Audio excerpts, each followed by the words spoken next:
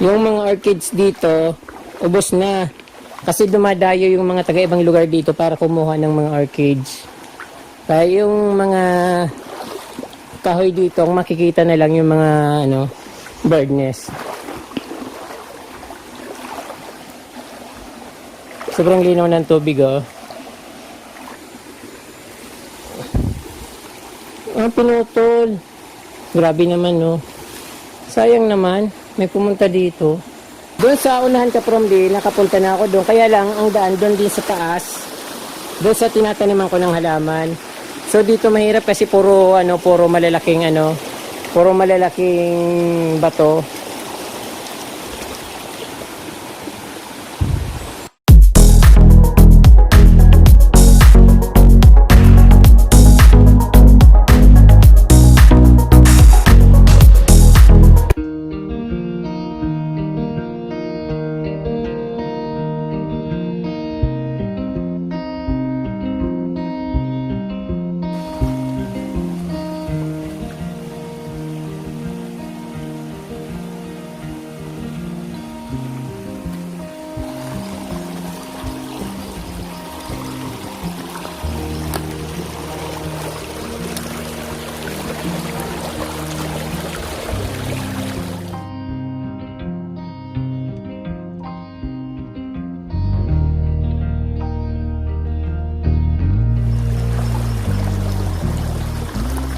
Kaprom dito na ako sa baba nung aking tinataniman ng mga bagong halaman dito sa bundok.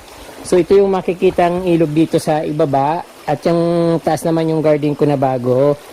So ipapasyal ko kayo dito. Once na ako nakarating dito, maraming mga halaman na nakikita dito sa ilog na ito. Yung mga bigonia, kalatya na wild. Siyempre, pag ganitong lugar nakakakaba kasi madilim at bibihira lang taong nagpupunta dito. So yung pupunta lang dito yung bayaw ko. Yung iba mga naghahanap ng halaman, pupunta rin dito.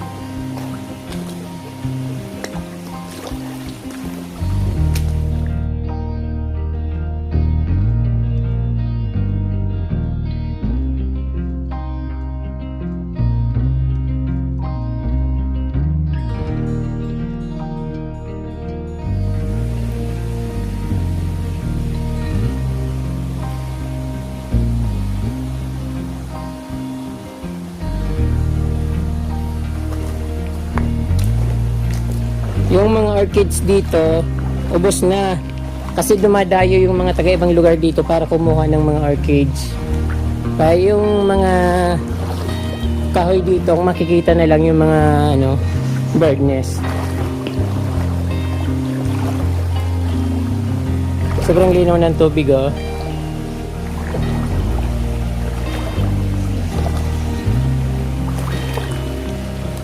Ito ginagawa rin itong halaman. Ayan o, namumulaklak siya ng kulay purple.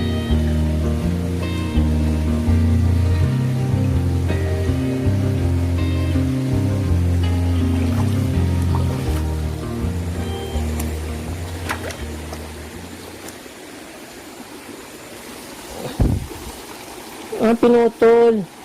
Grabe naman, no. Sayang naman. May pumunta dito. Kala ko natumba. Ganda niya na. Saka yung ano niya, ubod, kinakain niya kapromdig, ginagawang gulay yung ubod niya. But alam ko, mahal itong halaman na ito. Sayang talaga.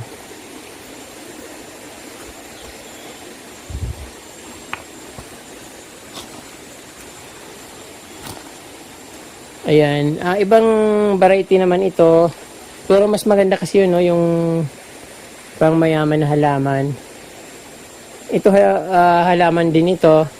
Nabibili ito sa mga diyan sa mga bilihan ng mga halaman na malalaking ano, nursery garden.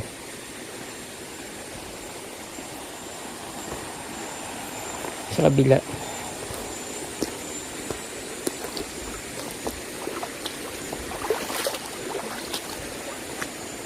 Ito rin, no? Ang ganda nito.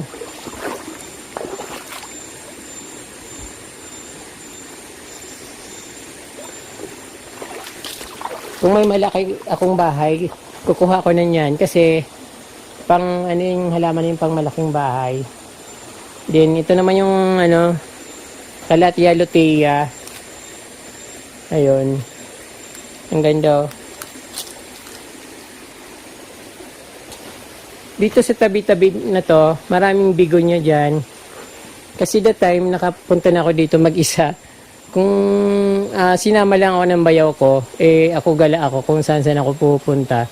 Kahit medyo madilim, ano lang ako ng, sige lang ako ng sige.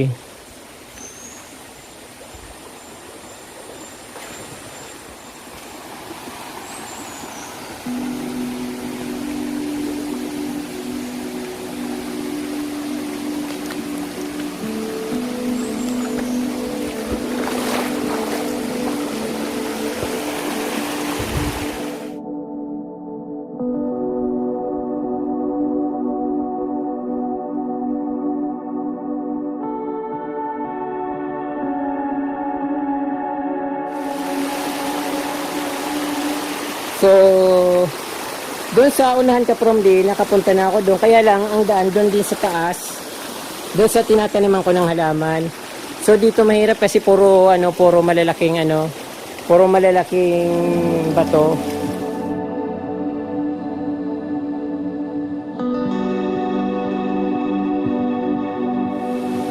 Ayun. Sarap magtampisaw dito, napakalinaw. Ang ano lang dito, hindi maganda kasi madilim na kubkuban ng mga kahoy na malalaki. Mas maganda kung medyo may araw na tumatama sa tubig para malinaw at malinis tingnan. Hindi nakakatakot tingnan. As usual, yung mga bird nest na napakarami sa punong kahoy, sa mga baging.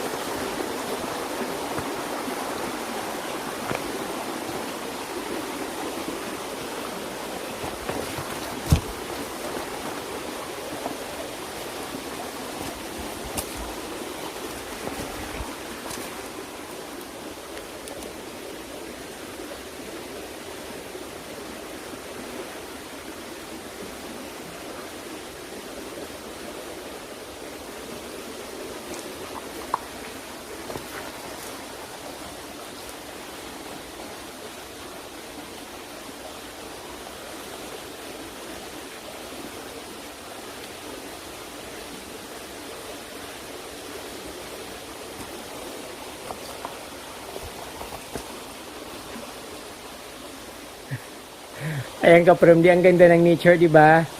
So, parang very,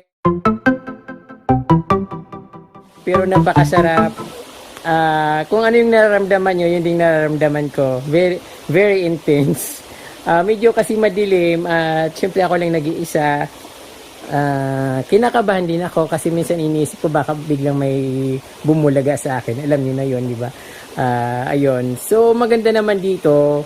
Kaya lang, yung malayo sa kubo. At yung tinataniman ko ng yung bagong paraiso ko, andyan lang yung sa taas. Dito mismo sa sa tapat ko. Kaya lang nasa taas siya, ito nasa baba kaya madilim dito. So, pag maliligo ako dito o maliligo pag nandiyan ako sa kubo. Pag just in case na diyan ako matutulog or tumira ako ng isang araw or dalawang araw. So, dito ako maliligo. Kaya lang parang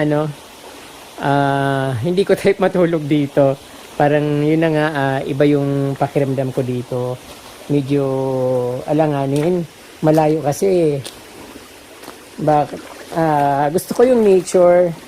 Gusto ko yung ganitong lugar dahil namimiss ko yung pinaglakihan ko, yung lagi akong sinasama ng tatay ko dun sa bundok.